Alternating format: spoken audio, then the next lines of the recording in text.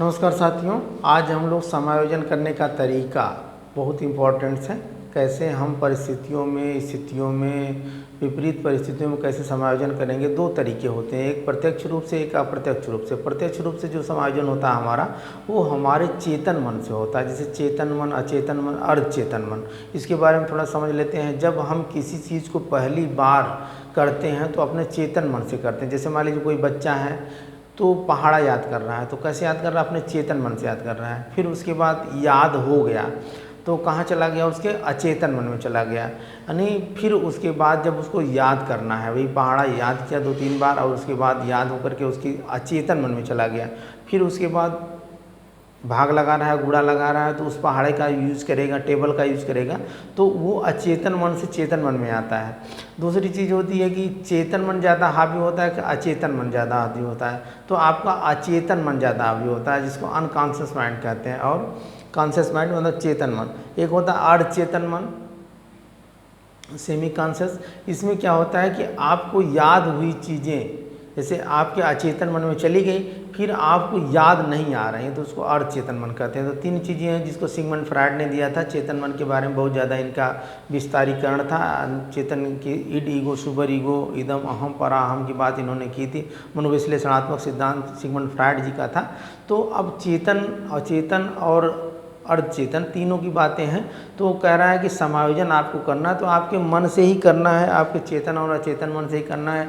तो जो डायरेक्ट चेतन होगा आपका, वो चेतन मन से होगा। जो इनडायरेक्ट चेतन होगा, मतलब अप्रत्यक्ष रूप से जो समायोजन होगा, वो आपका अचेतन मन से होगा। इतना आप ध्यान रखिए। कभी कभी क्वेश्चन पूछता है कि जो आपका प्रत्यक्ष समायोजन होगा किस मन से होगा, तो आपके चेतन मन से होगा। चेतन मन केवल 10% ही समायोजन करने के लिए जिम्मेदार होता है, बाकी अचेतन मन आपका जो है 90% जिम्मेदार होता है। अब कहीं भी आप रहें, किसी भी परिस्थिति में अगर किसी भी सिचुएशन में रहें, कहीं भी, हर चाहे परिवार हो, विद्यालय हो, समाज हो, अब जैसे जैसे आपकी अवस्था बढ़ेगी वैसे वैसे आपको समायोजन करना भी बहुत जरूरी है। जो व्यक्ति समायोजन नहीं कर पाया वो व्यक्ति अपने जीवन में सफल नहीं हो पाया, इसलिए समायोजन करना बहुत जरूरी है। अब समायोजन के बारे में हम लोग जानेंगे, देखेंगे कि जैसे समायोजन करने के 2 सूत्र है या तरीका भी आपने, कि प्रत्यक्ष यानी डायरेक्ट रूप से बाधा का विनाश करना। मतलब कह रहा है कि कोई भी व्यक्ति या बालक हो, या जब उसके सामने कोई ऐसी बाधा आती है तो उसका विनाश करके वो अपने आप को समायोजन कर लेता है। मतलब उसको डिस्टर्ब करके चला जाता है, नहीं उसको रौंद के चला जाता है, उसको नुकसान करके चला जाता है। उसको ये चिंता नहीं रहती है कि क्या लोग कहेंगे, समाज क्या कहेगा, मेरा परिवार क्या कहेगा, मुझे कुछ नुकसान होगा कि नहीं होगा। तो इस तरीके का जो है बाधा का विनाश करते हैं। अब उसमें कोई दिमाग लगाने की ज़रूरत तो है नहीं। आपके सामने कोई समस्या आई, जैसे कोई लड़का जा रहा है, कोई व्यक्ति जा रहा है, उसके सामने पत्थर आ गया, उसके ऊपर से चढ़ के चला गया वो, तो उसका बाधा का जो है विनाश कर दिया। दूसरी चीज़ है कि अब अन्य उपाय की खोज करना। अब अन्य उपाय की खोज करना कि मान लीजिए ये समायोजन होता है, इसमें क्या होता है कि भाई सामने समस्या आई गई और उसमें समायोजन उसको करना है, तो कोई अन्य उपाय की खोज करना है। इसमें भी बहुत ज़्यादा दिमाग लगाने की ज़रूरत नहीं है। भाई कोई एक दूसरी उपाय खोज कर लेंगे। मान लीजिए हमारा हिंदी पढ़ने का मन नहीं कर रहा है तो थोड़ा सा कॉमेडी वगैरह पढ़ लेते हैं, इस तरीके का समायोजन कर लेंगे। भाई खाली समय में बैठे हुए, नींद नहीं लग रही है, या मान लीजिए रास्ते में कोई बच्चा या व्यक्ति जा रहा है, उसके सामने एक पत्थर आ गया तो सोचेगा कि भाई साइड से निकल जाए, एक अन्य तरीका ढूंढ करके साइड से निकल जाएगा। तो अन्य तरीके का उपाय करके वो समायोजन अपने आप को कर लेता है। कहीं भी परिस्थिति हो, कोई भी परिस्थिति हो, तो वहाँ पे उस तरीके का समायोजन करना जो उसको डिस्टर्ब ना करके वो अन्य तरीके से अपने आप को एडजस्ट कर लेता है। दूसरी चीज़ होती है, तीसरी चीज़ें होती है कि लक्ष्य का प्रतिस्थापन करना, विचार को बदल करके समायोजन करना। जैसे कि इसमें कहा गया है कि कोई व्यक्ति या बालक हो, जैसे उसके सामने कोई समस्या आ गई तो वह अपने कुछ ना कुछ करेगा, ऐसा नहीं कि शांत बैठेगा। जैसे मान लीजिए कि अब स्कूल उसको जाना है, स्कूल जाना है तो भाई क्या करेगा कि जैसे कि मान लीजिए अब उसके सामने ये दिक्कतें हैं कि भाई बारिश आ गई, तो बारिश आ गई तो अब सोचेगा कि यार स्कूल भी नहीं जा रहा हूँ और तो क्या करूँ, तो हो सकता है घर पे ही पढ़ने लगे, विचार को बदल के कुछ करने लगे। या उसके रिश्तेदार वगैरह आ रहे हैं तो सोचेगा भाई कि मैं स्कूल नहीं जाऊंगा। इस तरीके का समायोजन, मतलब विचार को बदल करके समायोजन करना, कि अपने विचारों में जो परिवर्तन ला लेता है कि नहीं। जैसे कि उसके सामने मान लीजिए खेल खेलने की बात आ गई, जैसे क्रिकेट खेलने के लिए बारिश हो गई तो इंडोर गेम वगैरह खेल लेगा, वो घर में ही कुछ इस तरीके का खेल लेगा, चेस खेल लेगा और कैरम खेल लेगा, लूडो खेल लेगा। इस तरीके के विचार को बदल करके अपने आप को समायोजन कर लेगा। किसी परिस्थिति में गया हुआ, कहीं भी कोई फंक्शन वगैरह हो रहा है तो वहाँ उसको बैठने की जगह नहीं, मान लीजिए मेन सोफे की सीट नहीं मिले तो छोटे मोटे और कुर्सियाँ लगी वहाँ बैठ करके समायोजन कर लेगा, खड़े होकर के समायोजन कर लेगा। तो अपने विचार को बदल करके ऐसा नहीं सोचेगा कि आज हर समय मुझको अच्छी ही परिस्थिति में मिले। अपनी परिस्थिति तो अच्छी होगी ही, लेकिन अपने आप को ये जो है मतलब अपने समायोजन करने के लिए समय जब पाएगा तो उस परिस्थिति में जाएगा, नहीं तो अपने मन को, अपने विचार को बदल करके अपने आप को समायोजन करने का। दूसरी चीज़ जो कि होती है, अगला है निर्णय लेना। देखिए इसमें क्या होता है, एक होता है मोरल डिलेमा, एक होता है मोरल रीजनिंग। मोरल डिलेमा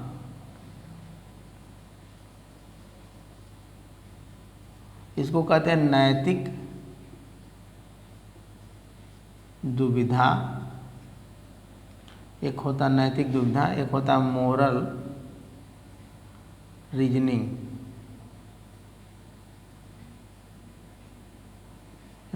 इसको कहते हैं नैतिक तर्कणा। अब इसमें क्या होता है कि भाई विचार आने पे एक ही निर्णय लेना। जब दुविधा हो जाती है किसी बच्चे के अंदर या किसी व्यक्ति के अंदर तो उसको दुविधा कहते हैं। जब एक चीज़ पे वो कन्फर्म कर लेता है, नहीं मुझे यही काम करना है, तो उसको रीजनिंग कहते हैं, तर्कणा करके वो अपने आप को कन्फर्म कर लेता है। जैसे कोई व्यक्ति या बालक है, उसके सामने समस्या आ गई, भाई साइंस लूँ कि आर्ट लूँ, लेकिन कन्फर्म कर लेता है नहीं मैं साइंस ही लूँगा, पढ़ने में अगर ठीक ठाक है।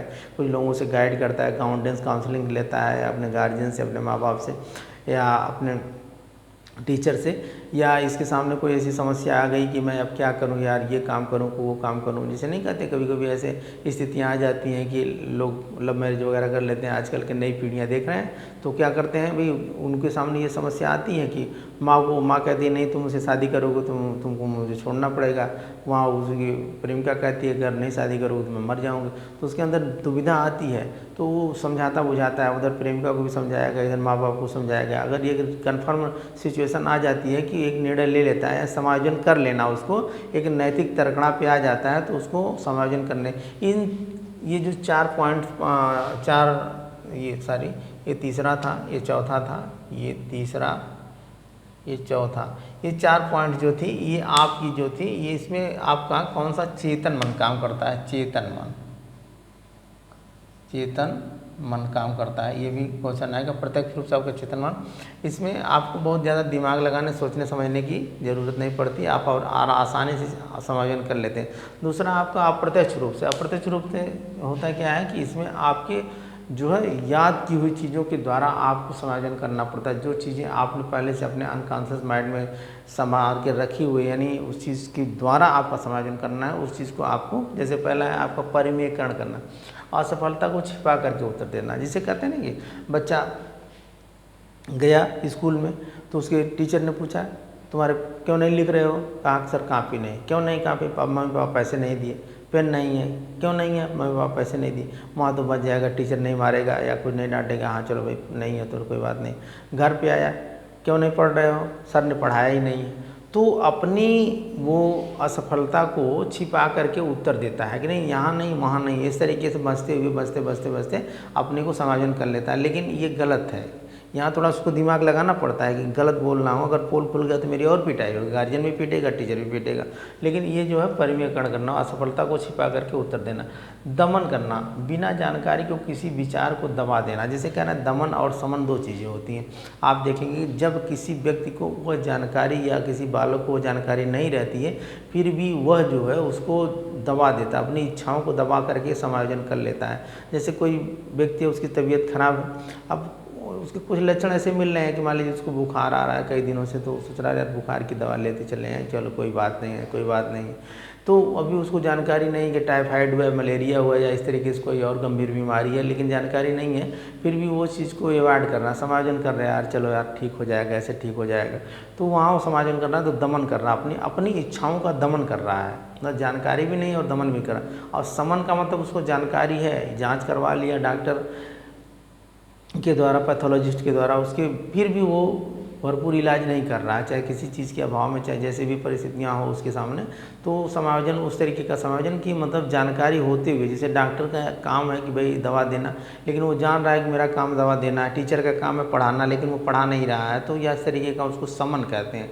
और दमन का मतलब होता है कि नहीं जानकारी, यार मुझे जानकारी ही नहीं थी और मुझसे भूल में ये हो गई, तो उसको दमन कहते हैं। इस तरीके के है प्रतिगमन। प्रतिगमन का मतलब पीछे को लौट जाना या बहाना बना करके समायोजन करना। कुछ लोग ऐसे होते हैं समाज में ऐसे समायोजन करते हैं, बड़ा टैक्टिस लगाते हैं और बहाना बनाते हैं। जैसे कहीं जाना है, बैठे हैं 4 व्हीलर वगैरह में, इस तरीके की सीट है, भाई चलिए एक लोग और एडजस्ट कर लेते हैं, कहेंगे अरे कमर में हमारे दर्द हो रही है यार, हम बैठ नहीं पाएंगे, घुटने में दर्द हो रही है यार, ऐसे चल नहीं पाएंगे। तो बहुत सारे ऐसे बहाने बनाते हैं लोग समायोजन करने के लिए। कहीं बैठे हैं तो भैया चलो यार, चलो आज ये काम करना, अरे यार आप जाओ, मुझे ये काम करना है, मुझे रिश्तेदारी में जाना है, मुझे गाँव जाना है, आज मेरा ये वर्क है। झूठे रहेंगे, घर में ही रहेंगे। आजकल तो देखें बहाने करने का इतना ज़्यादा ट्रेडिशन या प्रचलन चल चुका है, घर में ही रहेंगे, कहेंगे कि मैं आ रहा हूँ, रास्ते में हूँ, मोबाइल में बात हो रही है लोगों से, तो अब उनका फ़ोन आया, बच्चे से कह दो पापा घर पे नहीं, कहीं गए हुए हैं, मोबाइल कहाँ या घर पे छोड़ के चले गए। ऐसे मतलब कि अपने को जो है एक तरीके से बहाना करके जो है ना, बहाना करना, पीछे की ओर लौट जाना या बहाना करके प्रतिगमन करना, उदात्तीकरण करना, गलत इच्छा को सही इच्छा में बदल करके, इसमें दिमाग लगाना पड़ता है। इसीलिए कह रहे हैं कि पुरानी चीज़ें अपने पूर्व अनुभव के आधार पर, ये सारी जो चीज़ें हैं आपकी परिमेयकरण, दमन, समन, प्रतिगमन, उदात्तीकरण, प्रतिक्रिया निर्माण, ये सारी चीज़ें आप याद रखेंगे। क्वेश्चन आता है कि ये कौन सा समायोजन करने की कौन सी विधियां हैं, कैसे इसमें क्या होता है, या इतना ही पूछेगा उदात्तीकरण कौन सा, प्रत्यक्ष रूप से समायोजन है क्या अप्रत्यक्ष रूप से समायोजन करना। तो अब गलत इच्छा को सही इच्छा में बदल कर समायोजन, ये बहुत अच्छी है कि भाई आपके अंदर गलत विचार आ रहे हैं, लेकिन आप उस चीज़ को सही विचार में कन्वर्ट करें। जैसे बहुत सारे ऐसे विचार हमारे मन में आते हैं कि यार उसने गलत किया, लेकिन हम नहीं कहते हैं कि हम किसी को एक उंगली दिखाते हैं तो 3 उंगलियाँ हमारी तरफ ही आती हैं, नहीं कि तो अगर किसी के ऊपर हम उंगली उठा रहे हैं तो पहले अपने अंदर भी झांक के देखना चाहिए कि आखिरकार मैं क्यों ऐसा सोच रहा हूँ। तो आदमी अगर हर अपने को खुद सोचे, अपना स्वयं का मूल्यांकन करे, स्वयं का आकलन करे, स्वयं के अपने बारे में सोचे, तो वास्तव में वो समझ लीजिए प्योर हो जाएगा। उसके किसी का दोष नहीं कर रहे, निंदा और नींद दोनों से बचना चाहिए। अगर व्यक्ति को सफल होना है, निंदा और नींद से पे कंट्रोल कर ले तो व्यक्ति सफल हो सकता है। तो इसलिए हम लोग ये सोचते हैं कि भाई उदाहरण गलत इच्छा को सही इच्छा में बदल करके समायोजन करना, मतलब कि जैसे नहीं अंगुलीमाल था, भगवान बुद्ध के शरण में गया, फिर उसकी गलत इच्छाएँ थी और उस इच्छा को जो है बदल करके वो जो है अच्छी इच्छा में बदल गया। तमाम ऐसे उदाहरण थे, वाल्मीकि जी थे, मतलब